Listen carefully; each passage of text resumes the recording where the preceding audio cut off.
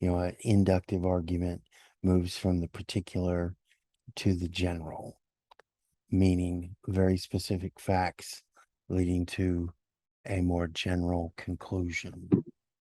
And what they mean when they say an argument, that deductive reasoning is an argument moving from the general to the particular, meaning general assumptions leading to a more specific conclusion. And the example I was talking about, though, is from a historical document, the Declaration of Independence, where Thomas Jefferson, the author of the Declaration of Independence, is making an argument. And it has, a deductive argument and an inductive argument that fits the pattern we were just talking about very well. And so before we go into the document and start looking for that, let's talk about how that would fit into the models for examining and analyzing these things that we were just talking about. Back to our Word document. And, we were right here and talking about inductive reasoning, deductive reasoning, and ultimately the syllogism, which, we have an example of. And here. Yeah.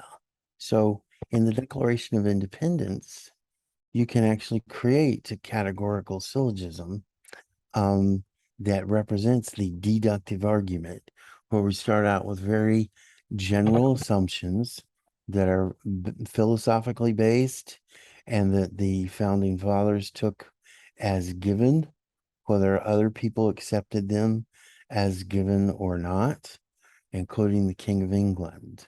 So same basic structure for deductive reasoning.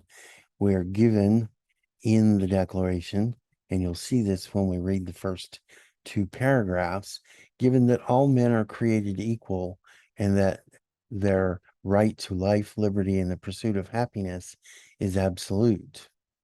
Given that governments are established to ensure these rights for the people from whom the power of governance emanates, and given that people must declare their reasons for drastic revolutionary change. Okay, those are all things they assumed were true, and they stated that they assumed those were true before they made the assertion, the